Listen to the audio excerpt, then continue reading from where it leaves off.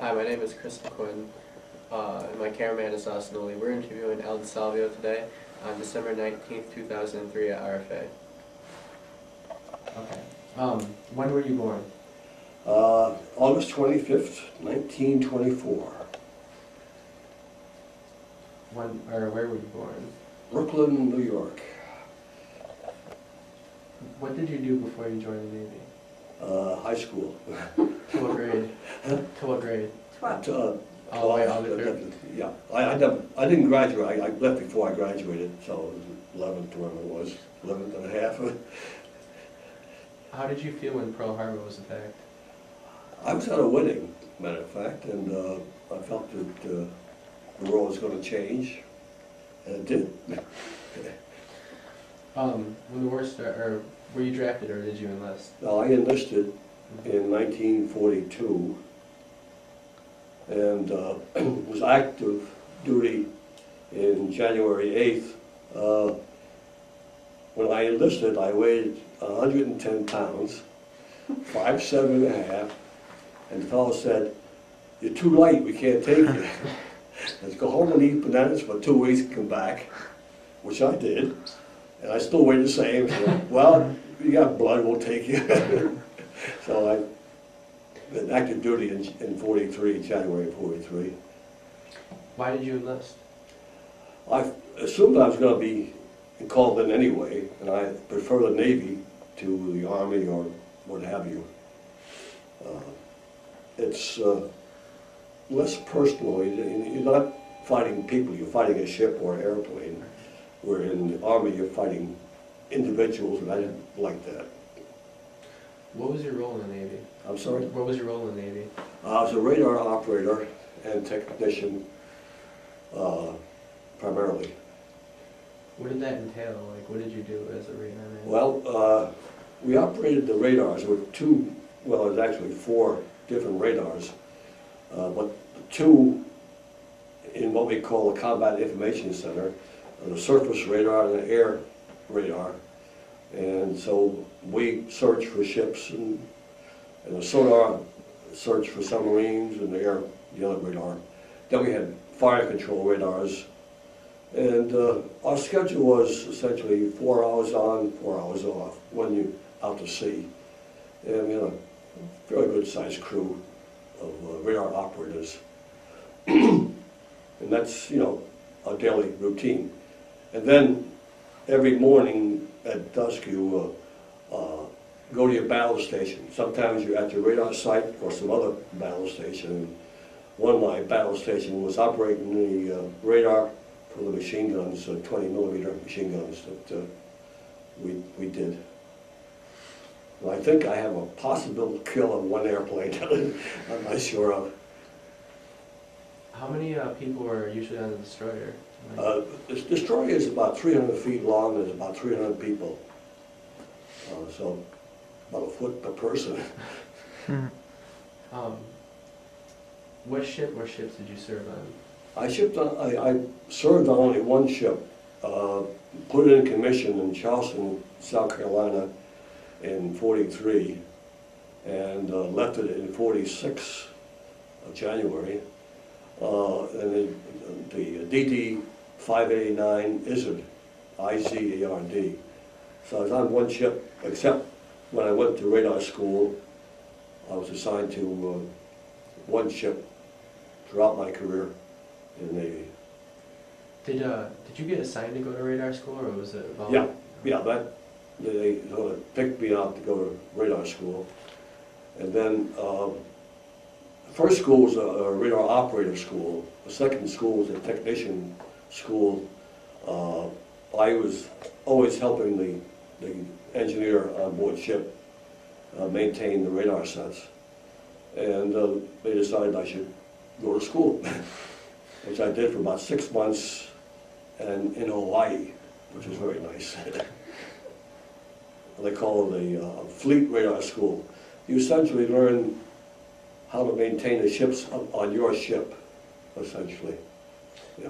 Were the radars different from ship to ship? Or? The radars, you say ship to ship? Yeah. No, essentially Depending upon the height of the mast of your antenna, the surface radar would see about out to the horizon, roughly 30 miles, based on the height of the antenna. So that was built by Raytheon, a very good radar. And we could distinguish ships and birds and sometimes and fish. And then there was a big low frequency radar, which was an airborne radar. It was a bed spring antenna that you look for airplanes, essentially. We had a PPI scope, which is similar to a radar, I mean a TV scope. Then you had an A scope, which you got the range of the ship, how far it would be from you.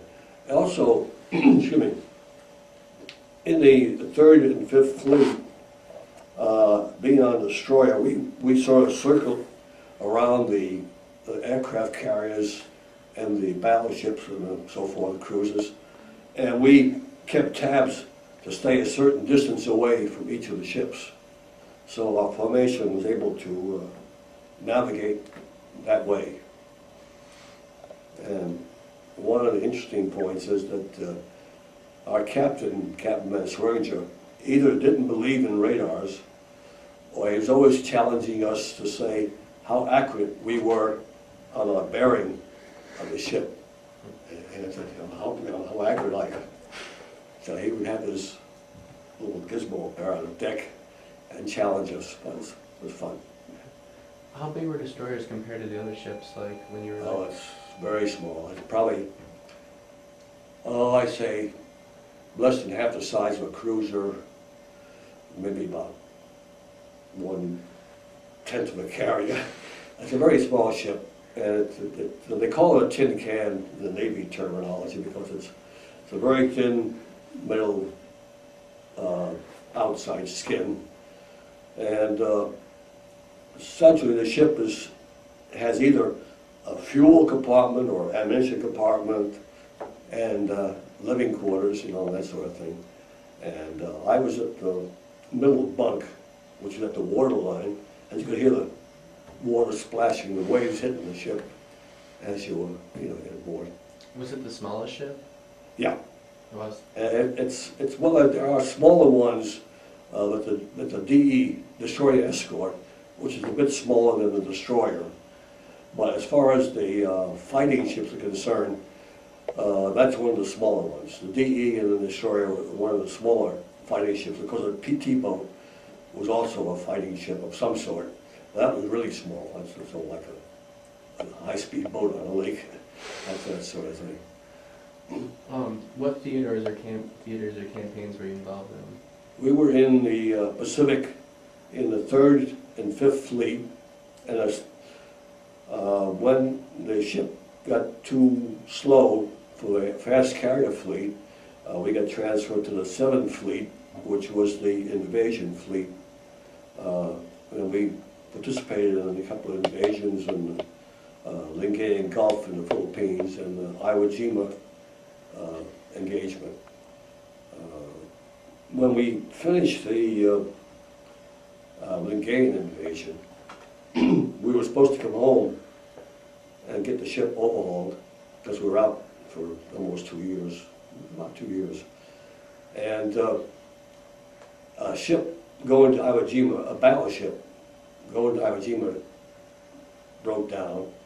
So we had to escort a new battleship to Iwo Jima.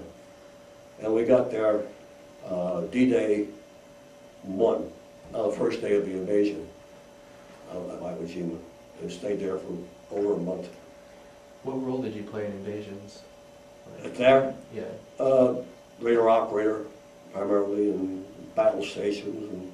And the ship played a role that was unique, because we were acting like a tank would act, or we would provide 5-inch gun salvos ahead of our troop advancing.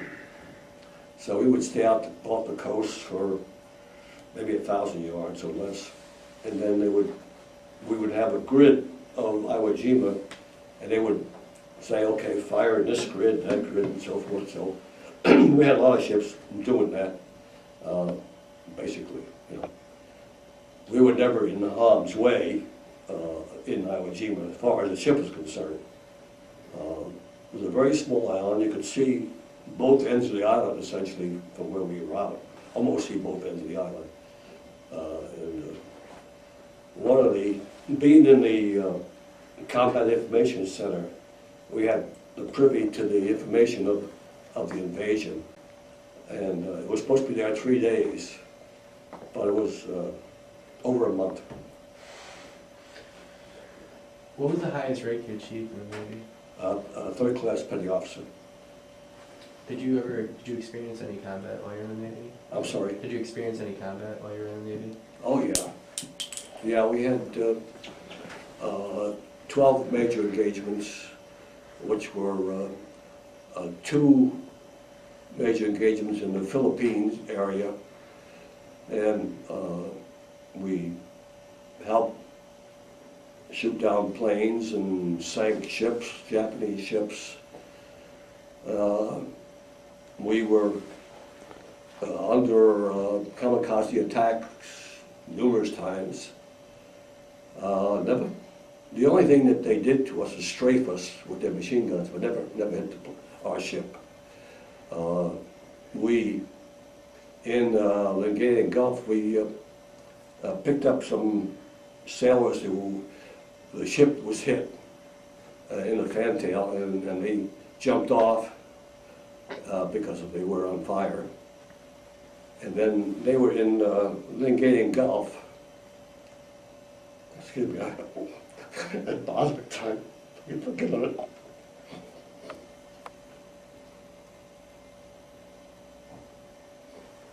But we picked them up next day. Excuse me. This should have. Do you want us to turn off the camera for a minute?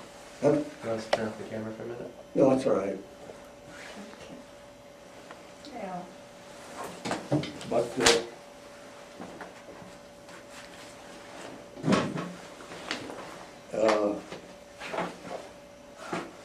another interesting story in the Lingayen Gulf was one of the destroyer crew, a different ship,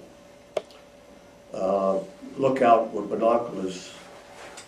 He saw a kamikaze coming at him, and he thought it was close, and he jumped off the ship. And he was in, what happened is that when we were into the Gulf, we would go in the morning, bombard the shore prior to invasion, and then we would go out. Well, this sailor jumped off the ship and stayed in overnight. And next morning we picked him up. And his captain didn't want him back, but we gave him back to the ship. What did you feel when you first experienced combat? I'm sorry? What did you feel when you first experienced combat? Nothing really. The first combat was more bombarding shores and shooting down planes whenever occasion occurred, and ships. But only one time that I was really scared is that when we caught the Japanese fleet, part of it, leaving the Truk Island, which we never invaded because it was very heavily fortified. And I was on the radar at the time, and when the captain decided to make a torpedo run to sink the ship. If you know radars, you have a certain amount of, it was like an echo. You yell and the echo comes back and bounces back. Well, you have a certain amount of dead time where you don't see anything, let's say, for 100 feet or whatever the pulse width is. So I was getting range and bearings as fast as I could to get the torpedo set up. And the Japanese ship was firing shells at us. So I could see the shell coming in the beam, but I wasn't sure where it was going to land. I was going to land on my ship or in the water. So that was always a little bit exciting, to say the least. But we managed to help sink a destroyer, a Japanese destroyer, in a small vessel. And that the battleship, well, other ships that got away further away, beyond our horizon, they would shoot their 16-inch guns over us to get the other ships. And our ship would shift when the shell went over the ship, over our ship. It would just sort of jog a little bit, about a degree, from the force of the 16-inch shells that took off. Were you ever injured in combat? No. The only thing that we experienced is being strafed by machine guns from a kamikaze or a suicide pilot. Was anybody ever injured on your ship? Say again? Was anybody ever injured on your ship? Only one man died doing some welding. He was a radar man, and we buried him at sea. But thank God, no one ever got injured on the ship. We were very fortunate. What was an average day in the Navy waters? Average day, what ship? Well, you'll put in 4 hours on duty and 4 hours off, and you do that for about 30 days. Then you go into port maybe for a day or two, or you anchor into an atoll. I think we went for a whole year without seeing civilization. What we would do is we would get refuel from a tanker at sea, get resupplied from the cargo ships, or we would anchor into an atoll, some small island, and get off the ship for a while. What we call a two-beer liberty. You can't drink liquor or alcohol on board ship. So when we were working pretty hard on the radar set, the captain gave us a two-beer liberty. We get off on a dinghy, get away from the boat, drink our beer, and come back on again. That was our liberty. But we got to Hawaii a few times, which was nice. And but most of the times that we were out at sea, if I remember rightly, I think that the ship had something over 200,000 miles of sea travel while we were in the Pacific. Well, due to the whole duty of the ship, we were about over 200,000 miles of traveling, on the ship. We were never sure we got a submarine, although we tried 2 or 3 times, but we dropped a lot of depth charges, but we were never sure that we had a kill. Captain Sweringen was very keen on getting submarines, but we never got one. That we knew for sure. Yeah, we never knew for sure. What was the longest stretch you were out to sea for, like the longest period of time?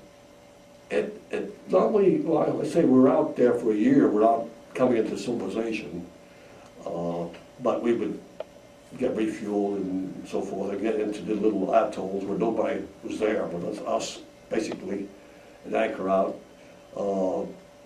I think it was about a year, but mostly like 30 days out, and then you have the 3rd Fleet and the 5th Fleet. Now, the 3rd Fleet and the 5th Fleet were the same ships, but depending upon which theater they operated on,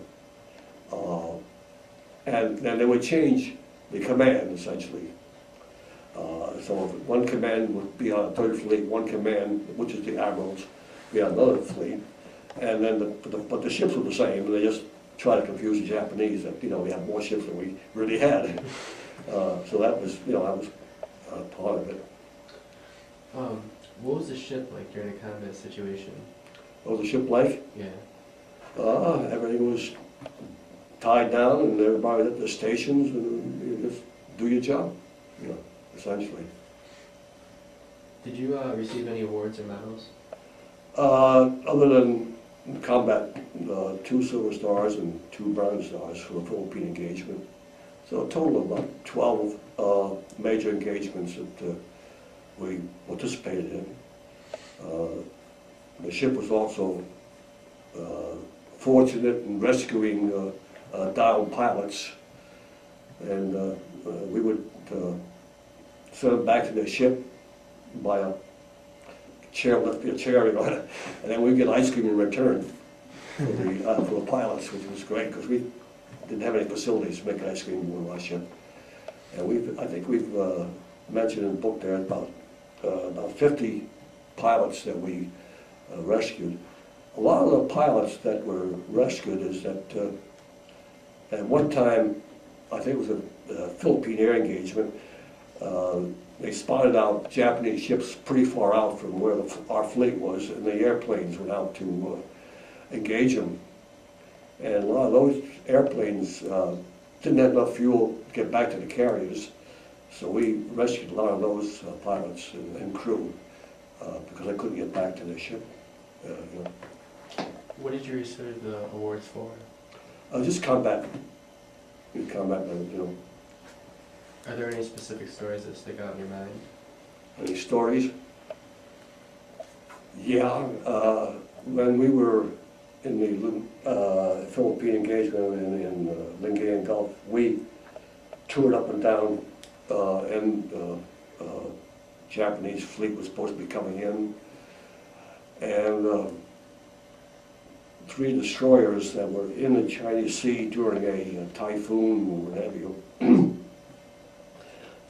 We were in south of that somewhat, made a 180-degree turn because they were low on fuel, and they were going to fuel up their ships a day or so later. And they didn't put seawater into the ballast to balance them out. And they made a 180-degree flip and sunk with a loss of about close to 1,000 men. But we were south of that, and you know, we had a pretty severe storm that we were involved in. It was very high waves and stuff like that, but we didn't get damaged at all to speak of. You know, very little damage on our ship. What's your best memory from your service? Best memory? I guess the best memory is my Hawaiian days. Going to school in Hawaii, and I spent 6 months in school in Hawaii on a fleet radar school. I've been back to Hawaii because I worked for the labs, so I've been back there quite a bit when I worked for labs, and to see the difference between then and now. Then, in 44, 43, 44, you had 2 hotels on Waikiki Beach. Now you can't find space. There are all hotels all over the place, and, so it's quite different. But it was quite beautiful on Hawaii.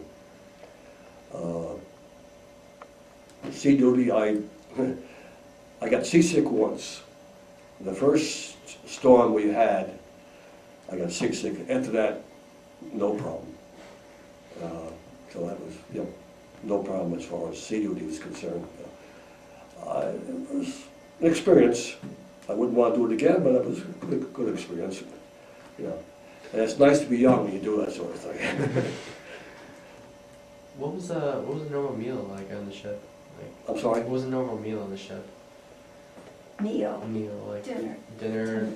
I'm sorry, say it again? What was like a normal dinner or lunch or breakfast on the ship? Oh,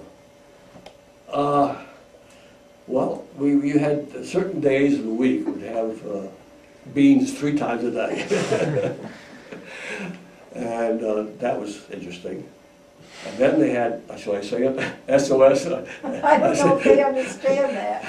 Well, in Navy terms, you have, you know, you put toast down and you put spread on, and we call it SOS, pardon the expression, shit on a shingle, which you had to eat. And during, you know, the destroyer was small, and so it sort of did all kinds of things in the storms. And when you had lunch or whatever have you down there with a storm, you had to hang onto the tray and eat, because it kept moving, the tray kept moving on you, unless you held on to it, you know. So that was always an experience. There was also, you know, you had freshwater showers and sometimes saltwater showers and then enough water. But yeah, I had pretty good shower arrangements. And my fear was one time that I always used to try to rush to go to the bathroom. I was always afraid the torpedo was going to come through one of these days, have my pants down. But, but that's, you know, it was not bad, you know, on a ship. You see your crew people all the time, you know, say good morning to the same people year in and year out, you know. It was not bad. We're all young kids, and it wasn't bad. What were your sleeping quarters like? I'm sorry? What were your Sleeping quarters? Very crowded. The ship is not that big, we had 3 bunks. I think the space in my bunk was maybe that much to sleep in. They had one above you and one below you, maybe a little more. You could turn. And I was at water level, and so you could hear the water hit splash against the bulkhead. And you didn't get much air down there. And what people would do was try to cut into the air pipe and put a board to get air.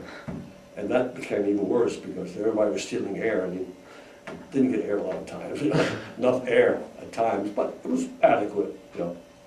It was adequate. How did you feel about your officers? They were good. They were very good, very pleasant. We dealt with them in the CIC room, the Combat Information Center, and I had no qualms at all. You know, a small ship, you get to know each other fairly well, and you know, no problem at all. How did you feel about the men you served with? Great. There's one particular radar guy, I can't remember his name, but when you get off duty like 4 in the morning, you have to go wake up your replacement. And this fellow didn't want to be wakened most times. So that was always trying. But yeah, eventually got up to replace you because you want to go to bed at 4 in the morning and you had to go to work.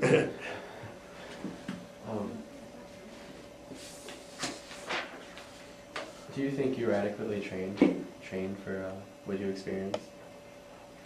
Yeah.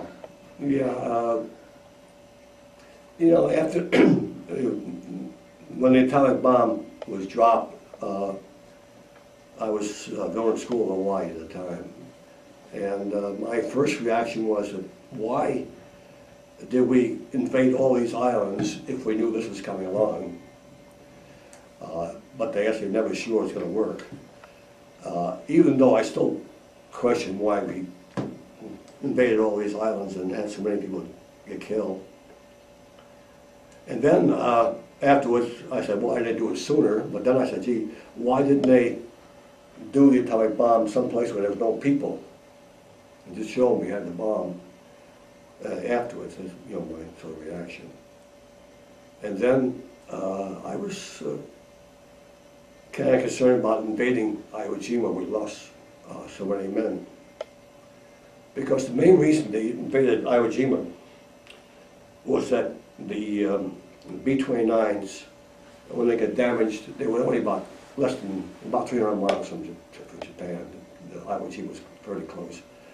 They could make emergency landings on the airstrip there, instead of going to Guam, which was further away. But I felt that there was a terrible waste of manpower.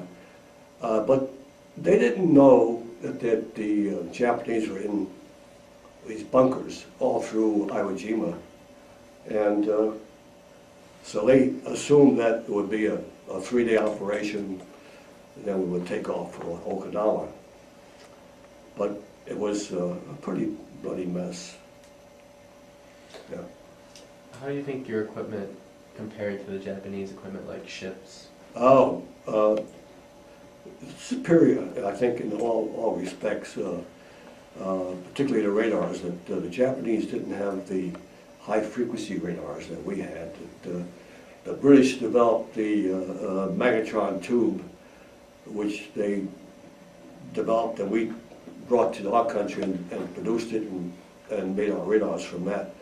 So that was a great help in the war effort. The ships were, I think, probably comparable. Maybe ours was superior in some respects, but they were pretty good. You know, their ships were good. Their zero plane was great for what they designed it for.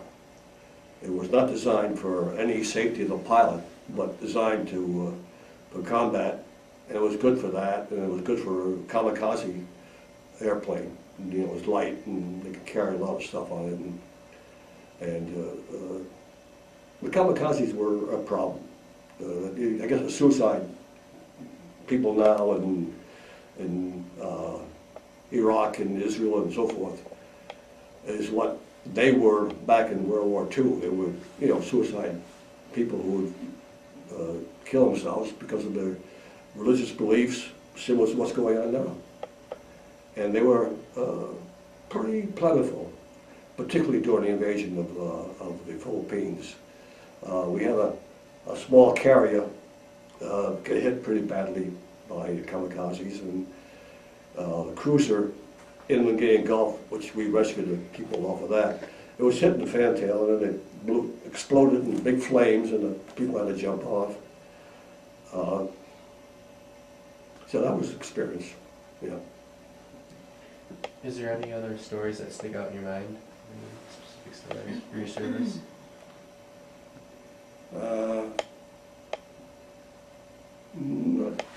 You know, the only other story, I don't know how important it is, but when we get in refuel one time, you have a big tanker and destroyer essentially within yards of each other, maybe 50, 20 yards, and a big hose coming across.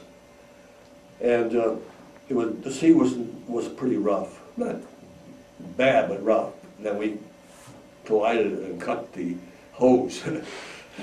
And the fuel tank, people were not very happy with that, but I was amazed how calm our captain was during this, trying to keep the ship apart and then cutting their fuel line.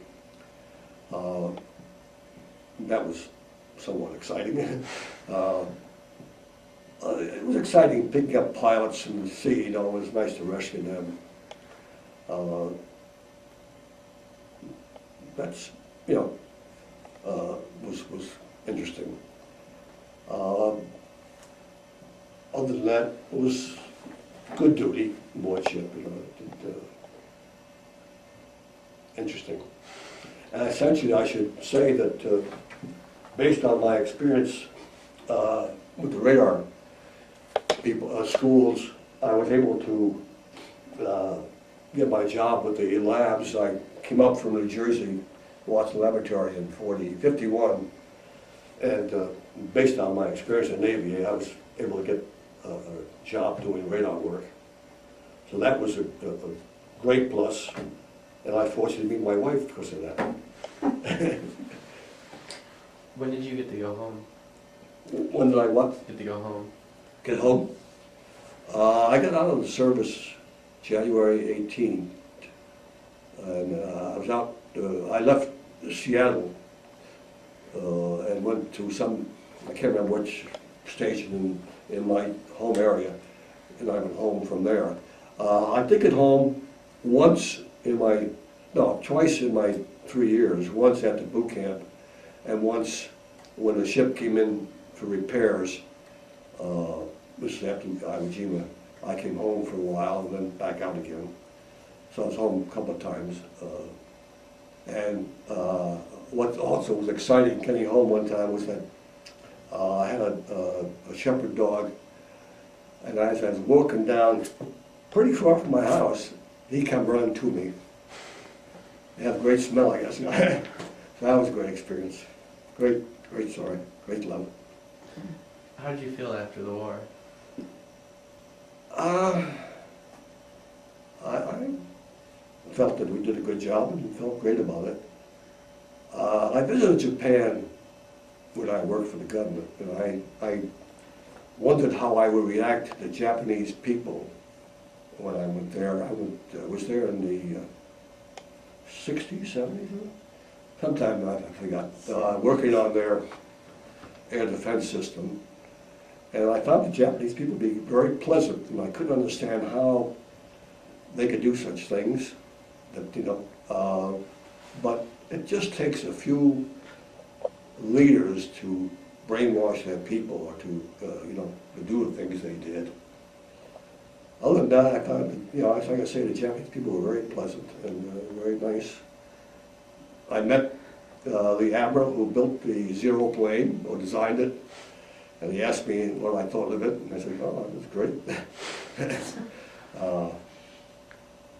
I have a medal from them for my work with their radar systems, Japanese. I also worked with the Israelis, got some commendation from the Israelis for my work with the Israeli people.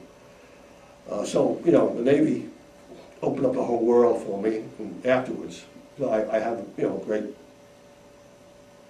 pride in it. So it was great. How did the war influence your life?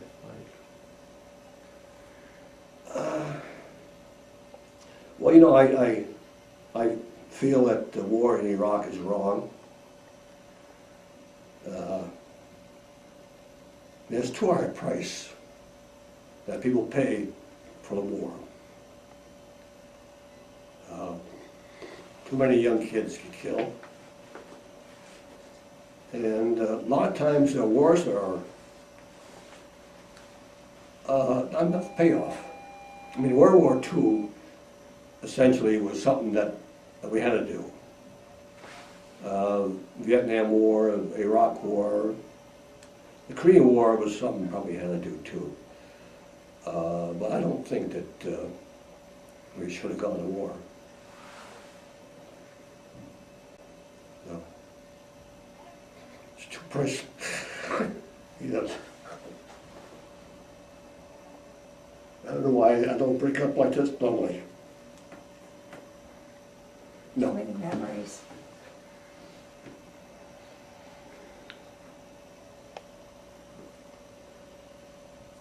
No.